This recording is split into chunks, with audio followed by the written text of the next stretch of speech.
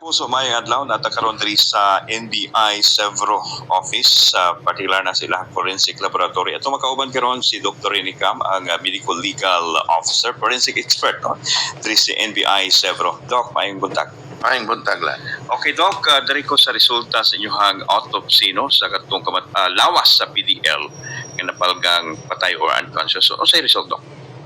Actually, namin nakita nga mga blunt traumatic injuries, specifically diri sa thigh, no, posterior aspect sa luyo, nga murag gud siya og gibunalan gud siya og kanang grabe ba, murag Hard object. blunt hard object. Okay, unsa man nga mga kwando possible nga gigamit nila?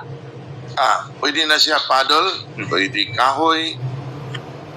Ang grabe gani nga injuries kini sa iya thigh, sa luyo, sa paa. This is like kana bitawng maghasing nga ipadol ka. The deceased was in prison inside the BGMP for only, I think, 1 month. But these injuries did not occur earlier, meaning this could have happened almost every day. Kanang gusto lang siya padulon lang gud siya. Yeah. Oh. Grabe kayo. Accumulated na siya. Now, og ato hunahon, no, the injuries also included the swelling of his scrotum. Dako na kayo iya itlog, no. Maybe pagpadol, maigo po ang iya itlog, or there is a possibility nga ituyok yun pagpan sa iya itlog. Now, ang iya injuries, kining edema sa thigh,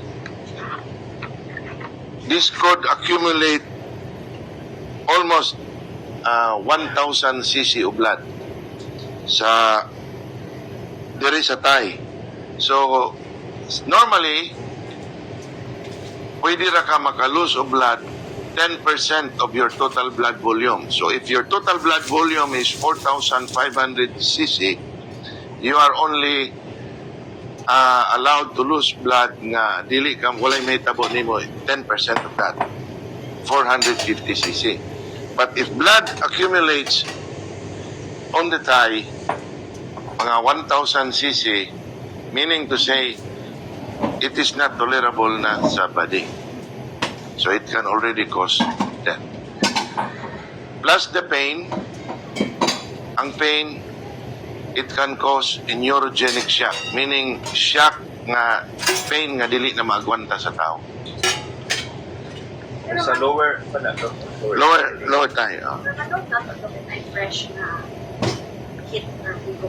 Actually, this is still a fresh injury. 1 month.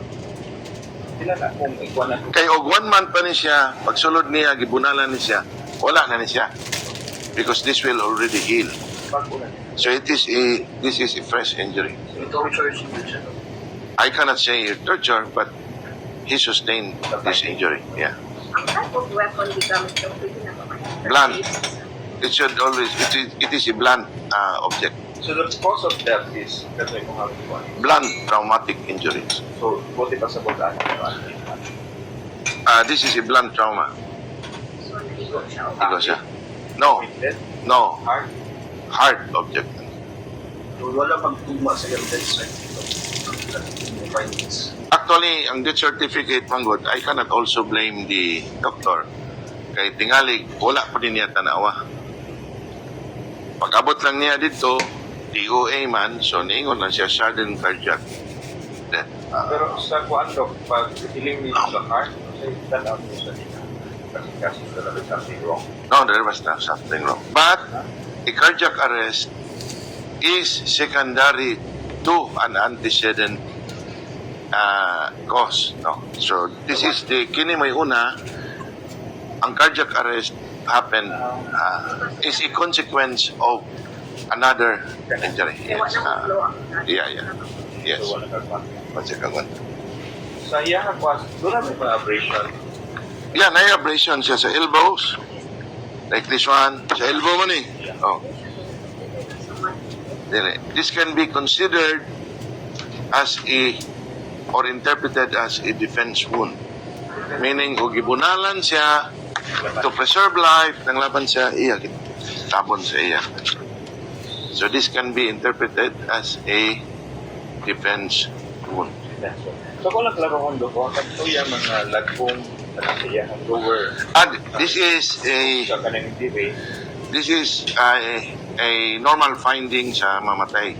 This is what we call postmortem lividity. It happens when a person dies. Tumaw. Folder man. Like this one. No, the postmortem lividity is here. Makanong muna po. Malagom. There will be breakage of your superficial blood vessels. So manggawas ang imo superficial blood. So kini siya, kinaan ni siya dire, it means to say, ang iya position pagkamatay niya, nag-cove ni siya. Pwede siya mag-cove. Kaya ang dire, wala man. Ang postmortem lividity naman dire, this is true gravity. Mupundo dire ang blood sa dependent parts of the body. Sure, nag-fetal. Mara siya nagkana. Nag-alis sa iyang bulog. Yeah. Almost. Why indication to for the No, wala. Kini oh, grabe kayo oh. Mura pag sa kanang gihising bitaw ka gipadol oh, man. Abot dire. Both thighs. Pag gihiwaan lagi ni namo, amo ni gihiwaan. Makita nimo nga ang flow sa blood ba daghang kay mo gawas. Pwede na yung mga na no? Pwede naman. Dok, nasabit na lang yun sa day. Sige lang. Doc, thank Doc you. Rene Cam, Medical Legal Officer, Forensic Expert sa NBI 7. Doc, Thanks for watching. Please subscribe Rosie 12185 or Rosie's Team Tayo. Thank